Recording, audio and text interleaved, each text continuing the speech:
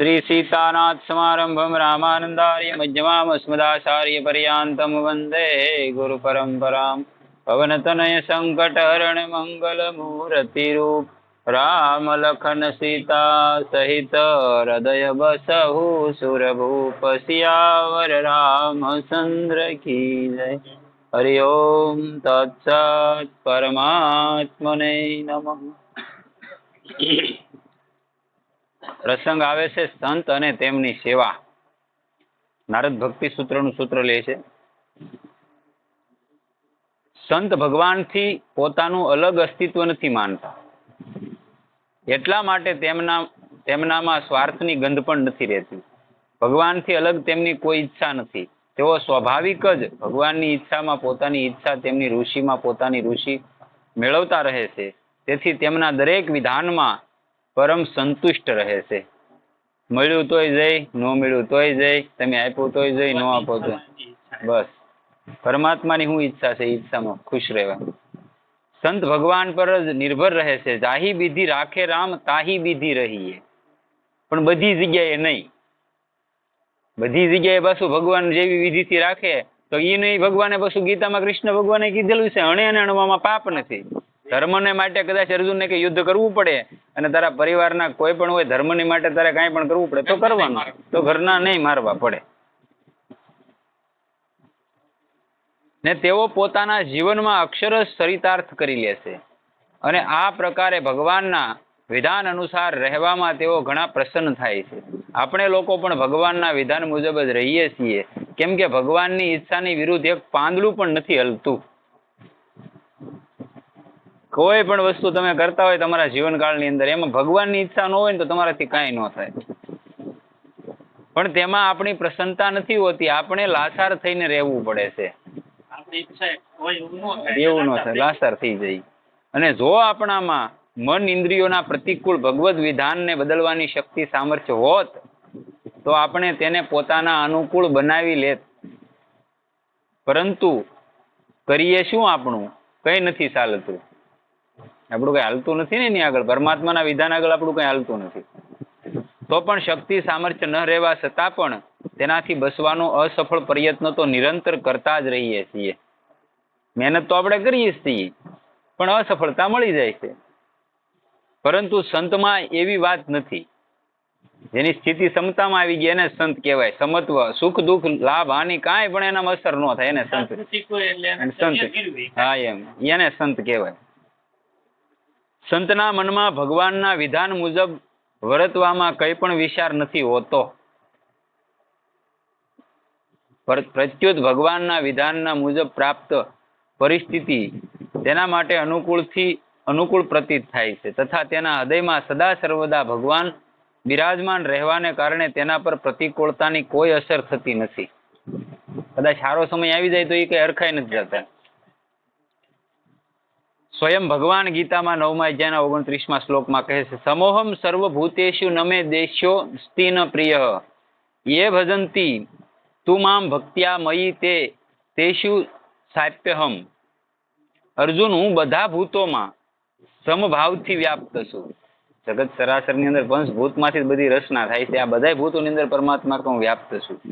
ન કોઈ મારું પ્રિય છે, ન કોઈ મારું અપ્રિય છે, મારી માટે બધા હરખા છે। પરંતુ જે મને પ્રેમથી ભજે છે તેઓ મારા અને હું પણ તેમનામાં પ્રત્યક્ષ પ્રગટ છું। જે પ્રેમથી ભગવાનને યાદ કરે છે એનામાં ભગવાને પ્રગટ છે અને એનામાં ભગવાન બિરાજમાન થાય છે, તરત એની અસર દેખાડે છે। વિચાર કરીને જોઈએ તો આ વાત બરાબર સમજમાં આવી જાય છે। જેવી રીતે એક સારું મકાન છે તેમાં કોઈનો કબજો દખલ નથી, તેથી સારા પુરુષોની તેમાં સ્વાભાવિક જ પ્રસન્નતા હોય।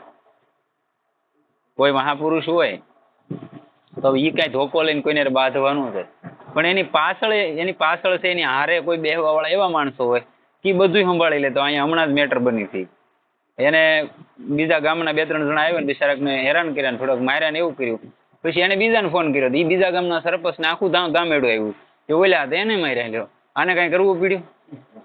એટલે બધી વ્યવસ્થા કુદરત જે ખાલી આપણે એમ કે આ શું કરી લેવાના, પણ લંગોટી લઈને બેઠા હોય ને બધી વ્યવસ્થા પરમાત્મા કરી છે, એ કોની યાર ગામ મારે બાંધવા જવાનો છે, આ મરહો કહેવાય ને ન્યાસ આપણે બેરડા ને કેળો છે ને તળાજાનો. હા જો મોહનગીરી બાબુ. હા તો પછી તો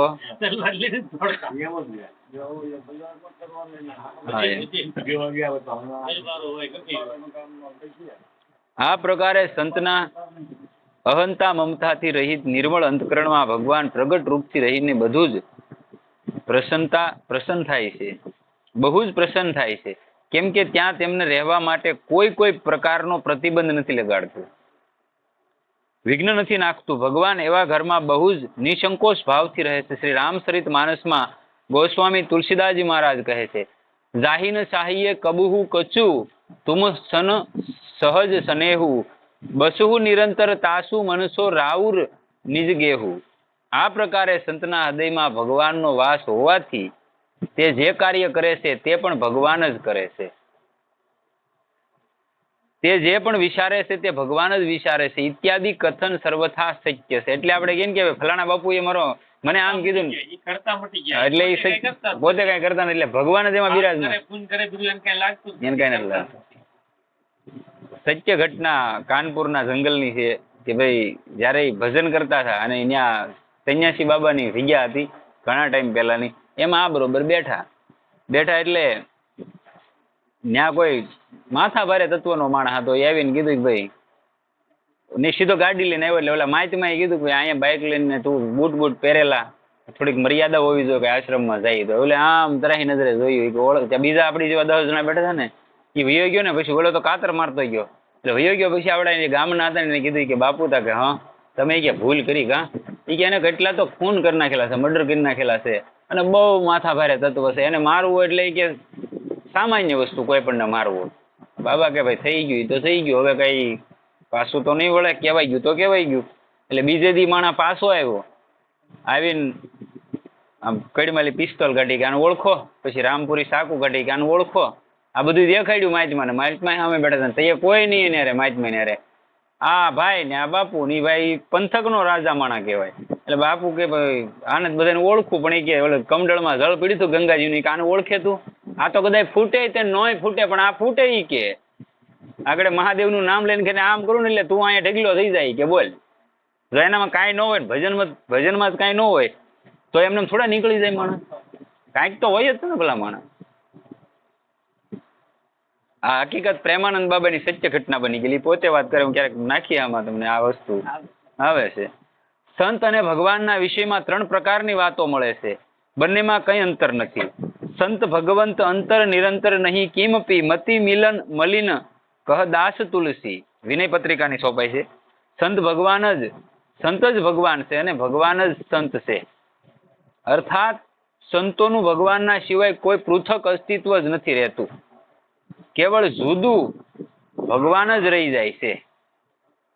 કોઈ અસ્તિત્વ સંતનું જુદું નથી રહેતું, ખાલી ભગવાન રહી જાય. કોઈએ કહ્યું પણ છે, ઢૂંઢા સબ જહાં મેં પાયા પતા તેરા નહીં, જબ પતા તેરા લગા તો અબ પતા મેરા નહીં. એ કે આખા જગતમાં ગોઈતો પણ ત્યારે તારો પતો ન મળ્યો. તું મને મળી ગયો તો હવે મારો પતો નથી, હું ક્યાં ગયો. આ સ્થિતિ થઈ જાય, પરમાત્મામાં લીન થઈ જાવ કોઈ પણ જીવ છે. અને હું એવું ક્યાંય લખેલું નથી, બોર્ડિયું નથી માર્યું કોઈ માથે કે તમે લુગડા બદલાઈ નાખો કે આવું જીવવા મળો તો જ તમે સંત કહેવાઓ કે ભજન કર્યું. નહીં, આના કપડામાં ભજન કરવા મળો તમે સામે મીટ માંડી ન જોવાય ભલામણા કોઈથી. આ ભજનનો પ્રભાવ છે. જો નામમાં શક્તિ ન હોય તો દુનિયા ગાંડી થોડી છે. રામ રામ કે કૃષ્ણ કૃષ્ણ કે શિવ શિવ કે હરિ હરિ કરે. એવા અસંખ્ય રોગો છે કે રામચરિત માનસની સોપાઈથી મટી જાય, શિવપુરાણના શ્લોકોથી મટી જાય, ભાગવતના શ્લોકોથી મટી જાય. એવા ઘણી બધી વસ્તુ છે. વાસ્તવમાં ભગવાન જ છે, સંત જ છે. સંત ભગવાનના બરાબર નથી, ભગવાન તેનાથી મોટા છે. સંતના જ્ઞાન સામર્થ્ય શક્તિ વગેરે સીમિત છે અને ભગવાનનું બધું જ અનંત છે અને અસીમ છે. માનીએ કે સંત ભગવાનને પ્રાપ્ત થઈ જાય અને બીજાને પણ તેમની પ્રાપ્તિ કરાવી શકે છે, પણ તે ભગવાન નથી બની જતા ક્યારેય. આપણે ન્યાયથી પણ તે ઠીક લાગે છે. જેવી રીતે જ્યારે આપણને કોઈ સંત મળે છે તો આપણે કહીએ છીએ કે મહારાજજી ભગવાનના દર્શન કરાવી ગયો. આનાથી પ્રત્યક્ષ છે કે સંતને મળવાથી આત્યંતિક તૃપ્તિ થઈ નથી. નગર આપણે એ ન કહીએ ભગવાનના દર્શન, પણ આપણી અંદરની તૃપ્તિ નથી થઈ મહાપુરુષને મળવાથી. અને તેમનાથી મોટી જે એક વસ્તુ ભગવાન છે તેને પ્રાપ્ત કરવાની ઈચ્છા ચાલુ રહી જાય છે. આનાથી સ્વાભાવિક જ ભગવાનનું મોટું હોવું પ્રગટ થાય છે કે સંતથી મોટા ભગવાન છે, ત્યારે જ સાબિત થાય ને એમ. અને સંત સદા ભગવાનને જ માને છે, ભગવાનને જ મોટા માનતા આવ્યા છે. સંત ભગવાનથી વધીને તે ગોસ્વામી તુલસીદાસજી મહારાજ કહે છે, સંત ભગવાનથી મોટા છે. અહીં હું બતાવે વધીને છે એટલે મોટા છે. ગોસ્વામી તુલસીદાસજી મહારાજ કહે છે, રામ સિંધુ ઘન સજ્જન ધીરા, સંદન તરુ હરિ સંત સમીરા, મોરે મન પ્રભુ અસબિસવાસા, રામ તે અધિક રામ કર દાસા. રામથી વધારે રામનો દાસ મોટો છે, એમ તુલસીદાસજી મહારાજ કહે છે. અને તુલસીદાસજી આપણે એમ કહીએ કે ભાઈ આવા કર્મો કર્યા હોય ને તમે આવા હોવ, તો તુલસીદાસજીનો દાખલો લઈ લો ને. 550 વર્ષ પહેલા થઈ ગયા કે એ કેવો વ્યક્તિત્વ હતું. અને એના પત્નીના વેણને ખાतिर જ નીકળી ગયા હતા નદીના ઓલા કાંઠે ગયા. એના પત્ની કીધું કે જો મારી પાછળ એટલા બધા પાગલ છો તમે, જો એટલે ભગવાન વાહે પાગલ થઈ ગયા હોય ને તો પરમાત્મા મળી જાય. બસ ત્યાંથી એની આંખ ખુલી ગઈ તો પરમાત્માને મેળવાય કે તું મારી માન, તું મારો ગુરુ, આજથી કે હવે ન મળું કારે. ત્યાંથી નીકળી જાય છે. અને મહાપુરુષો એમ કે છે કોઈ એવો પ્રેમી માણસ હોય એને આમાં લાવવો બહુ સહજ થઈ જાય, કેમ કે ઓલા પરથી છોડાવીને અહીંયા વાળવાનું છે, બીજું કાંઈ કરવાનું નથી. શ્રી ભગવાને પણ દુર્વાસાને કહ્યું છે, અહમ ભક્તા પરાધીનો હય સ્વતંત્ર ઇવ દ્વિજ. સંતોએ તો ભગવાનને મોટા બતાવ્યા અને ભગવાન સંતોને મોટા બતાવે છે, પરંતુ સંતોને ભગવાન અને સંત બંને મોટા બતાવે છે. સંત કેમ મોટા એનું એક ઉદાહરણ આપું. સંત કેને કહેવાય? નારદજી જ્યારે હોય ને એમ કે ભગવાનને, વિષ્ણુ ભગવાનને નારદજી ગમે ત્યારે એમ કહેતા, તમે ગમે જ્યારે કોઈ પણ તમારો ભક્ત સાધન ભજન કરતો હોય સંત, તો તમે એની બડાઈ બહુ કરો એ કે, અને હું તો દેવનો ઋષિ છું એ કે, એટલું તમારું નારાયણ નારાયણ સતત સંકીર્તન કરતો હોય, ભજન કરતો હોય ને તમે મારું કાંઈ અહીંયા ઓલું નહીં. ભગવાન કે આનો ક્યારેક અહમ ઉતારવો પડશે. એટલે બરોબર ભગવાન આરામમાં છે. નારદજી આમથી આવ્યા, આવી નારાયણ નારાયણ કે ઉભા રહ્યા છે. ભગવાન કે કેમ? ભગવાનને પૂછ્યું કે કેમ પ્રભુ આજ કઈ તબિયત ખરાબ છે? ભગવાનની તબિયત તો ખરાબ થાય નહીં કોઈ જે, પણ ભગવાન કે આ મોકો છે, લાવો લાભ લઈ લઈએ. એ કે હા નારદજી આજ થોડીક તકલીફ છે કે કાં, એ કે હારું પેટમાં દુખે છે. નારદજી કે ભાઈ કઈ ઔષધિ નહીં હોય, તમારે તો અશ્વિની કુમારો ના ધનવંતરી બધા ઘરના છે. એ કે એનથી નથી મટે એમ. એ કે તો એ કે કોઈ જો પોતાનું કાળજું આપે તો કદાચ મટી જાય. એટલે નારદજી કે હાલો ને ભાઈ હું જાઉં આટો મારું કે કોઈ આપે તો. એટલે આવ્યા પૃથ્વીલોકમાં નારદજી, અને જંગલમાં આવીને ઝૂંપડીમાં ભજન કરતા હતા. સિયારામ સિયારામ એની પાસે આવીને કીધું કે ભગવાનને તકલીફ છે ને કાળજું જોવે. ઓલે તરત આમ કરીને આમ કટાર મારીને કીધું કાલે લેત જા. નારદજી લઈને આવ્યા, ભગવાનને આપ્યું. ભગવાને કીધું કે તારી આગળ નહોતું, અહીંયા ઠેઠ પૃથ્વીલોકમાં તારે સ્વર્ગલોકમાંથી જવું પડ્યું, તારી આગળ નહોતું. કે એટલે મારે જવું પડે કે મને કાંઈ તકલીફ થાય ને તો મારો ભક્ત પોતાના પ્રાણ નિસવાર કરી જાય, એને સંત કહેવાય. તમે કે દેવર્ષિ છો, દેવર્ષિ જ બરોબર તો હોય કે નારદની પાછળ ક્યારે સંત નહીં લાગે કે આગળ નહીં લાગે. સંત અહીંયા જે દેવના ઋષિ છે એમ. એટલે જેને કાળજા દેવાની તૈયારી હોય ને એ સંત થઈ શકે. ભગવાને ક્યાંય પણ પોતાને સંતથી મોટા બતાવ્યા હોય એવું જોવામાં નથી આવ્યું. આ દ્રષ્ટિથી મોટા થયા સંત જ. અને આપણે જો પોતાના લાભ ને માટે વિચાર કરીએ છીએ તો પણ સંત જ મોટા છે. કેમ કે પરમાત્માના સચિદાનંદ રૂપમાં જીવ માત્રના હૃદયમાં રહેતા હોવા છતાં પણ સંત કૃપા અને સત્સંગ વિના ભગવાનના તે પરમ આનંદમય સ્વરૂપના અનુભવથી વંચિત રહીએ છીએ. આજીવનથી વંચિત રહી જાય તો ક્યારે થાય. બાકી આ જગતની અંદર કોઈ એવી સજીવ વસ્તુ જે છે એમાં બધામાં પરમાત્મા છે, કણે કણમાં. પણ કોઈ એને લક્ષિત કરાવી છે કે જો આ જ ભગવાન છે તો કામ થાય. ઈ કયા જન્મમાં થાય? કે મનુષ્ય લોકમાં એકમાં જ થાય, અને મનુષ્ય અવતારમાં જ થાય, બીજા એક જન્મમાં થતું નથી. એટલે અહીંયા કહે છે સંત કૃપા અને સત્સંગના વિના ભગવાનના તે પરમ આનંદમય સ્વરૂપના અનુભવથી વંચિત રહીને જીવ દુઃખી જ રહે છે. જો ન મળે સત્સંગ તો કોઈ સત્પુરુષોનો સંગ ન મળ્યો, કોઈ સ્વાધ્યાય કે સત્શાસ્ત્રનું વાંચન એવું કઈ સાંભળ્યું નહીં સ્વાધ્યાય, પછી કોઈ મહાપુરુષ ન મળ્યા એટલે તમે બધાથી વંચિત રહી ગયા. બેઠા બેઠા આપણે શું કરવાના? ઓટલા જ ભાંગવાના ને, બીજું તો કઈ થવાનું નથી. ત્યાં 2 જણા મારી તમારી જેવા બેહે, કાં એલા હતા કે આમ ને તેમ, બીજું કઈ થવાનું નથી. ઓલા અહીંયા અડધી કલાકે તમે ત્યાંથી અહીંયા વહી આવો તો અડધી કલાક તો સારી ગઈ કે ન ગઈ? હાલો, ભલે અહીંયા તમે કાંઈ નથી કરવાના, તમારે ન્યા બેહો, એમાં અહીંયા બેહવાનું છે, પણ એ તમારી 1 કલાક તો પરમાત્માનો લખાણી કે ન લખાણી, આખી જિંદગી તો ફેલ વહી જ ગઈ છે. 60 વર્ષની આયુ છે, એમાં પછા તો પૂરા કરી નાખ્યા. હવે 10 વધ્યા, એને તો હારા બનાવીને જીવી લેવા જોવે ને. જો આમાંય મારી તારીને કોકની કરવામાં રહી જાય તો આ જિંદગીમાં આવ્યા થાય, એવું મારું માનવું છે. અને મહાપુરુષોનું એવું કેવું છે, અને શાસ્ત્રો એવું કહે છે કે તમને મોકલ્યા હતા શું કામ, અને તમે કર્યું શું? આપણે તીર્થક્ષેત્રોમાં જાય, હું એમ કહું હું મથુરા વૃંદાવન હાલીને જાઉં, દ્વારિકા હાલીને જાઉં, કોઈ પણ જગ્યાએ જુનાગઢ જાઓ, તમે તીર્થમાં જાઓ તો તીર્થની તમને ખબર હોવી જોઈએ કે અહીંયા મારે જઈને શું કરવાનું છે એમ. હવે આયલી હાલીને જઈને ખાઈ ગામનું તો એ કોઈ તમારું કામ નથી. ત્યાં તમે પાપ લઈને આવો. હા હા ભાગવતજી, હા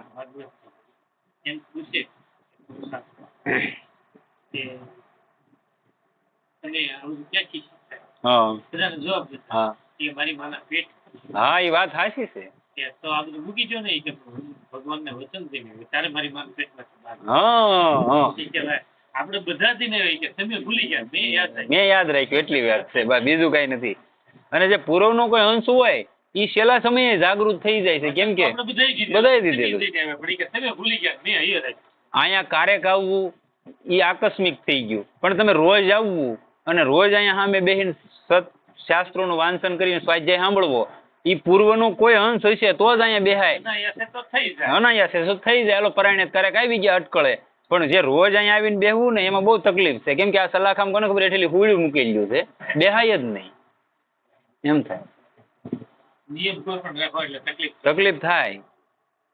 એટલે આગળ કહે છે ભગવત સ્વરૂપનો અનુભવ તો ભગવત ભક્તિથી જ થાય છે, અને તે મળે છે સંત કૃપા અને સત્સંગથી. ભક્તિ તાત અનુપમ સુખ મૂલા, મિલઈ જો સંત હોહી અનુકૂલા. ભક્તિ તાત અનુપમ સુખ મૂલા. ભક્તિ કેવી છે? કે અનુપમ સુખ મળવા વાળી છે, દેવા વાળી છે. પણ ક્યારે મળે? મિલઈ જો સંત હોય અનુકૂળા, કોઈ એવો અનુકૂળ સંત મળી ગયો તો તમને ભક્તિ મળે, નહીતર ભક્તિ હેલી નથી. બોલાય છે ભગત ને ભક્તિ ને, પણ ભક્તિ કરવી અઘરી છે. ભક્તિ સુતંત્ર સકલ સુખ ખાની, બીનું સત્સંગ ન પાવહી પ્રાણી. ભક્તિ કેવી છે? કે સુતંત્ર સકલ સુખની ખાણ છે, પણ વગર સત્સંગે તમને મળતી નથી. એટલે હું કીધું બીનું સત્સંગ ન પાવહી પ્રાણી. જો સત્સંગ ન હોય તો આ જીવ ન પાય, નથી મળતી ભક્તિ એમ. તેથી આપણા માટે તો એક સંત જ મોટા થયા. ભગવત કૃપાથી પ્રાપ્ત થતા માનવ દેહનું ફળ મનુષ્યના કર્મ તથા સાધનના અનુસાર સ્વર્ગ, નરક અથવા મોક્ષ બધું જ બની શકે છે, પરંતુ સંતોની કૃપાથી પ્રાપ્ત થયેલા સત્સંગનું ફળ કેવળ પરમ પદ જ હોય છે. આપણે જેને છે એને અલગ વાત છે, નથી એની અલગ વાત છે, પણ ઘણા બધા એવા જીવો છે કે જે લગ્ન ગ્રંથિથી નથી જોડાણા, એવા ઘણા બધા જીવો છે, બરોબર. તો ઘણા બધા બિચારા કેમ કહેતા હોય કે હારી ભારે કરી, હવે એટલે આયેલી બધું મૂકીને વ્યાજ કેમ થતું છે? હાલો, એને બધું હતું. હું એવા તમને લાખો પ્રોફેસરો બતાવું જેને અરબો ખરબોની સંપત્તિ હતી, અને દીકરા દીકરી પત્ની બધું રેડી હતું, હો એકર તો જમીન હતી, 250 વીઘા, પણ છતાંય બધું એમ કીધું કે તમારા ભરોસે તમે રાખો, મારે કાંઈ ન જોવે, બસ એક ધોતી લઈને હાલી નીકળેલા. એ હું સમજી ગયો છે. અને જંગલમાં એ ભાઠામાં બેઠો બેઠો ટીકડ બનાવીને ખાતો એ અલગ મોજ હોય છે. આપણે તો આમાં આ ગ્રંથિથી જોડાણા છીએ ને આમાં રહીને વજન કરવાનું છે ને જવાબદારી માથે છે, બાકી ફૂલ તૈયારી છે. જેથી મોકો મળ્યો તેથી ફૂલ તૈયારી અહીંથી, કેમ કે આમાં ખબર છે આમાં બીજું કાંઈ નથી. કોણ તમને સાથ કોણ દેવાનું છે? મને કહો. તમારો કોઈ પરિવારનું વ્યક્તિત્વ સાથ દેતું હોય કયો? હાલ્યો નથી. એક વ્યક્તિ કાશીના ઘાટ માથે એના પત્નીને અગ્નિ સંસ્કાર દેવા ગયા, એટલે એને જોયું, આમ જોઈને વિચાર કર્યો. એ કે પેલા હું નાનો હતો ત્યારે માં હતી, મોટો છો એટલે પત્ની આવી પછી બાળ બચ્ચા છે. બાળ બચ્ચા છે એટલે એ કે દીકરો છો, કે દીકરાને વહુ લઈ ગઈ, દીકરીને એ કે જમાઈ લઈ ગયો, અને પત્ની છેલ્લે મરણ પામી. હું તો એ કે જેવો આવ્યો થયો એવો ને એવો જ વીધ્યો. તો તમારું કોણ? કોઈ નહીં ને. એટલે અંત સમય સુધારવાનું કે મહાપુરુષો કે ભાઈ છેલ્લો સમય છે, ક્યારે આ શ્વાસ ફૂટી જાય ની ખબર નથી. જો આ સમયને નહીં સુધારો તો પછી ઓલા કેમ અહીંયાથી જવાનું છે તમને ખબર હશે. ક્યારેક હું તમને ભાગવત સંભળાવી મને ખાસ મગજમાં છે. જો નરકનું વર્ણન તમે એકવાર સાંભળી ગયા તમે એમ કહો ખાલી ભારે કરી આવું ભોગવવું પડે તો અહીંયા કંઈક કરવું જોઈએ. એવું ભાગવતમાં નરકોનું વર્ણન કરેલું છે અને હકીકત છે, ખોટું નથી કાંઈ. આપણે એમ કહીએ, આપણે ઉદાહરણ હું આપીએ, અહીંયા બધું ભોગવી નહીં, અહીંયા ભોગવવાનું એક સેમ્પલ નથી આપતા તમને. અહીંયા તો તમે પૂર્વનું ભોગવો છો, બાકી અહીંયા ભૂકા કાઢી નાખશે ઓલે. અહીંયા તમારું મૃત્યુ થાય, શરીર દેહ છોડી ગયો છો, પણ જે જગ્યાએ આ સૂક્ષ્મ શરીર જાય છે એ સૂક્ષ્મ શરીરનું ક્યાં કાંઈ થવાનું છે? એ મરી જવાનું છે. એ સૂક્ષ્મ શરીર ને આરે જવાનું છે ને, એને આરે સૂક્ષ્મ શરીર જવાનું છે, બરોબર? તો એ સૂક્ષ્મ શરીર તો ત્યાં તમારી જેવી યાતના દેવી એવી દે, એને કઈ કટકાય ન થતા, કાંઈ ન થતું, એ નાશ તો પામતું નથી. એવું હેરાન થાય ને, એવું હેરાન થાય ને વાત પૂછોમાં. અને આપણને છેલ્લે આપણને સાથ દેવાવાળું સૂક્ષ્મ શરીર હશે. આ સૂક્ષ્મ શરીર છે ને એ આપણા પંચમહાભૂતને છોડતી વખતે કેને કે 1001 વિષી કળે જેટલી વેદના થતી હોય એવા એક 1000 વિષીના ડંખ મારે તમને, એટલી જયારે આ સૂક્ષ્મ શરીર આત્માને શરીરને છોડે ને પંચભૂતના શરીરને, ત્યારે એટલી તકલીફ થયા જીવને. અને જે તમે ઠામુકા ખાટલે પીડાય છે તમને ખબર છે કેવી પીડા થાય. એમ કેટલી વાર આમ જોઈએ આપણે, અરે રાજી વાર ન રહ્યો આમાં કાંઈ કહેવાય એની તરત લઈ લે ઓલો, અને એને સાપ દબી દીધી લઈ લે કે ન લઈ લે? હે તો પછી ભગવાન તો દુષ્ટોનો ઉદ્ધાર કરે છે, તેમનો વિનાશ કરીને પણ સંત દુષ્ટોનો ઉદ્ધાર કરે છે. તેમની વૃત્તિઓનો સુધારો કરીને ભગવાન પોતાના બતાવેલા કાયદામાં બંધાયેલા હોય છે, પરંતુ સંતોમાં દયા આવી જાય છે. એમાં કોઈ કાયદો નથી. સંત હૃદય એટલે કીધું છે માથી વિશેષ કોઈ આ દુનિયામાં હોય તો સંત છે. માં જગાડે, ઓલે આપડા ગુજરાતી કોઈ કવિની સાખી છે, સંત જગાડે, મને નહીં આ મગજમાં આવે, જોરદાર સાખી છે, એને હવે નહીં માઇન્ડમાં આવે. આ પ્રકારથી પણ સંત ભગવાનથી મોટા છે. ભગવાન બધી જગ્યાએ મળી શકે છે, પણ સંત ક્યાંક ક્યાંક જ મળે છે. ભગવાન સાર્વભૌમમાં છે. નરસિંહ એટલે કીધું ને કે સબભૂમિ ગોપાલ કી, પણ આ તો કોઈ જગ્યાએ છે. તેથી તેઓ ભગવાનથી સુલભ પણ છે. હરિ દુર્લભ નહીં જગત મેં, હરિજન દુર્લભ હોય, હરિ હેર્યા સબ જગ મિલે, હરિજન કहीं એક હોય. આપણો ઉદ્ધાર કરવામાં તો સંત જ મોટા થયા, તેથી આપણે તેમને જ મોટા માનવા જોઈએ. તાત્વિક દ્રષ્ટિથી જોઈએ તો સંત અને ભગવાન બંને એક જ છે. કેમ કે સંત ભગવાનથી પૃથક પોતાની આસક્તિ મમતા ઋષિ વગેરેથી નથી રાખતા, તેથી તેઓ ભગવત સ્વરૂપ જ છે.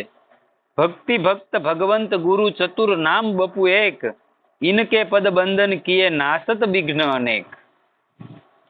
હવે પ્રશ્ન થાય છે કે સંતોનું સેવન કેવી રીતે કરવામાં આવે? આના ઉત્તરમાં એ જ કહી શકાય છે કે સંતોના સેવનની સર્વોત્તમ રીત છે એમના મન એમની આજ્ઞાના અનુસાર ચાલવું. કોઈ મહાપુરુષના શબ્દો તમને લાગ્યા ને એને તમને કહી દો કે આમ જીવી જાય છે, જ્યાં તારે તકલીફ પડે ને મને યાદ કરશે, તમે નીકળી જાઓ આસાનથી. પણ એક શબ્દને પકડી લેવો પડે, જે એને આપ્યો એ શબ્દને. એમના ઉડિયા બાબા હતા ને, એના કોઈ શિષ્ય નહોતા, એના જીવનકાળની અંદર કોઈ શિષ્ય નહોતા ધારણ કર્યા. ઘણા એવા મહાપુરુષો હું તમને બતાવું કે એના જીવનકાળની અંદર ક્યારે એને શિષ્ય નહીં બનાવેલા. પણ એક ગયા પ્રસાદજી કરીને પંડિત હતા, અને એને બૈરી છોકરા બધું હતું, બ્રાહ્મણ હતા. એટલે આ રોજ ને આપણે કેમ બધા સત્સંગમાં બે હતા, એમાં આને ઈચ્છા કે ભાઈ મારા ગુરુ તો ઉડિયા બાબા છે, અંદરથી એને માની લીધેલા. એ કે બાબા મારે શું કરવાનું? એ કે પંડિતજી જાજુ શું કહેવાનું હોય, રામ રામ કરો. એ કે સમજી જાઓ ને કે તમને મારે બેસી વારે વારે શું કેવું. ઈ વ્યક્તિએ જીવન પર્યંત ક્યાંય મંત્ર નહોતો આપ્યો, કાંઈ નહોતું કર્યું. વૃંદાવનની અંદર તમે પરિક્રમા કરો ને, 84 કોષની પરિક્રમા, એની રસ્તામાં આવે ગોવર્ધનની પરિક્રમા કરીએ ને, ત્યાં રસ્તામાં ગયા પ્રસાદજીનો આશ્રમ છે, અને દીકરા દીકરી હાલમાં જીવે છે. એ આશ્રમની અંદર બેઠા બેઠા એક ધારું બસ રામ રામ રામ રામ, બીજું કાંઈ નહીં. આ ભજનથી નીકળી ગયા હતા. ન તો મંત્ર આપ્યો કાંઈ નહીં, પણ એક શબ્દને પકડી લીધો, એ તમને તારી બસ આ મંત્ર.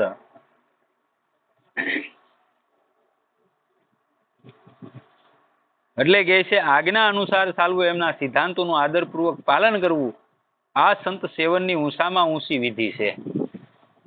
આનું કારણ એ છે કે સંતોને પોતાનો સિદ્ધાંત જેટલો વાલો હોય છે એટલો તેમને પોતાનો પ્રાણ પણ નથી વાલો હોતો. એના સિદ્ધાંતથી આમ તેમ જરાય ન ડગે.